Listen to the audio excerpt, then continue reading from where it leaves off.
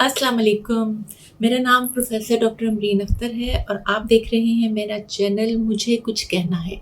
इस चैनल में मैं आप सब लोगों के सवालों के जवाब दूँगी।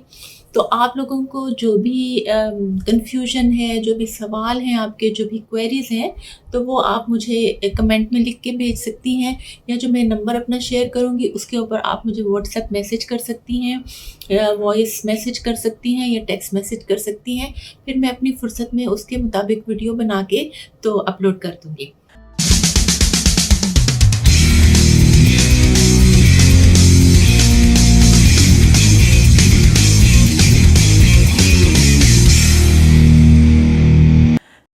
तो चलते हैं आज के सवाल की तरफ। बहुत सारे लोग मुझसे ये सवाल पूछते हैं। मेरे पास जो पेशेंट्स आते हैं, जो प्रेग्नेंट पेशेंट्स होते हैं, वो मुझसे पूछते हैं कि हम प्रेगनेंसी में जूता किस किस्म का इस्तेमाल करें। तो इसके कुछ 3-4 क्वालिटीज़ होनी चाहिए जूते में जो कि आप प्रेगनेंसी में इस्तेमाल करें। सबसे इम्पोर्टेंट चीज़ है कि हमें अपनी कम्फ़र्ट देखनी चाहिए। प्रेगनेंसी में ये बहुत इम्पोर्टेंट है कि जूता ऐसा इस्तेमाल करना चाहिए कि जो कि कम्फ़र्टेबल हो। हील बिल्कुल भी इस्तेमाल नहीं करनी चाहिए प्रेगनेंसी में, ख़ास तौर पे हाई हील और पेंसिल हील। इसका डायरेक्टली तो कोई इफ़ेक्ट नहीं होता प्रेगनेंसी के ऊपर, इसका कोई नुकसान नहीं होता।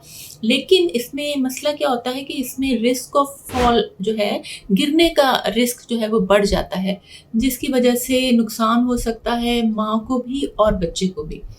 प्रेगनेंसी जैसे-जैसे एडवांस होती है, जैसे-जैसे बच्चा बड़ा होता है, ग्रो करता है, बच्चे का वज़न ज़्यादा होता है, तो माँ को वो वज़न जब उठाना पड़ता है, तो माँ का पोस्चर जो है वो चेंज हो जाता है। माँ की बैक जो है उसमें एक कर्व आ जाता है, जिसकी वजह से जो उसका सेंटर ऑफ ग्रेविटी वो चेंज हो जाता है और बैलेंस ख़राब हो जाता है, तो फिर गिरने का ख़तरा ज़्यादा हो जाता है। हील जो है वो अब हमें पेंसिल हील जो मैंने कहा या हाई हील तो बिल्कुल इस्तेमाल नहीं करनी चाहिए।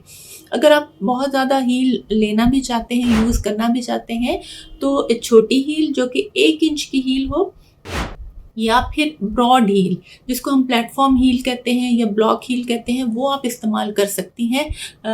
और दूसरी चीज़ कि बिल्कुल फ्लैट जूता भी इस्तेमाल नहीं करना। उसमें क्या होता है कि प्रेगनेंसी में कुछ हार्मोन्स ऐसे निकलते हैं जो कि हमारी बॉडी के सारे जो लिगामेंट्स हैं उनको रिलैक्स कर देते हैं। लिगामेंट्स वो चीज़ें होती हैं जो हमारे मसल्स को बोन्स के साथ अटैच करते हैं।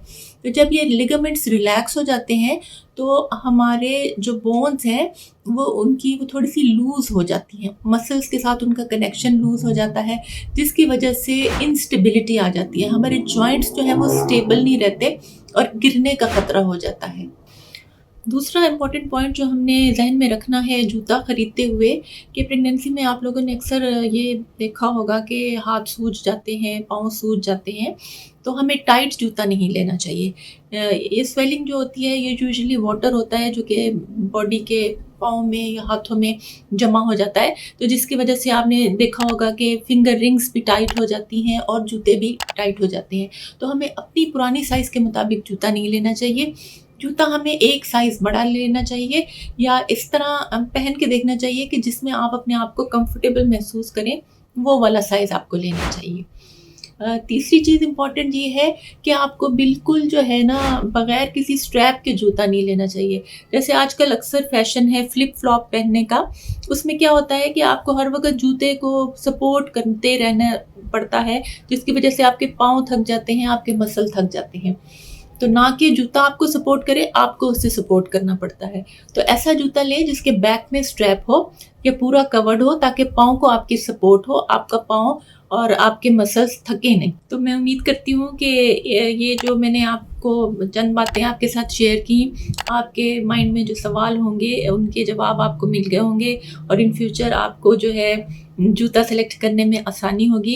ये पॉइंट सिर्फ़ प्रेग्नेंट औरतों के लिए नहीं है बल्कि हर किसी के लिए हैं। आपको जब भी जूता खरीदें आपको ये पॉइंट ज़हन में रखने चाहिए। बहुत ऊँची हील ना हो, बिल्कुल फ्लैट जूता ना हो, स्ट्रैप के बगैर ना हो और एक और इम्पॉर्टेंट चीज़ कि जूता नीचे से पैडेड होना चाहिए कि जहाँ आपका पाँव आता है जो जूते का सोल है वो पैडेड होना चाहिए। उससे पाँव को सपोर्ट मिलती है और पाँव की इंजरी का रिस्क कम होता है।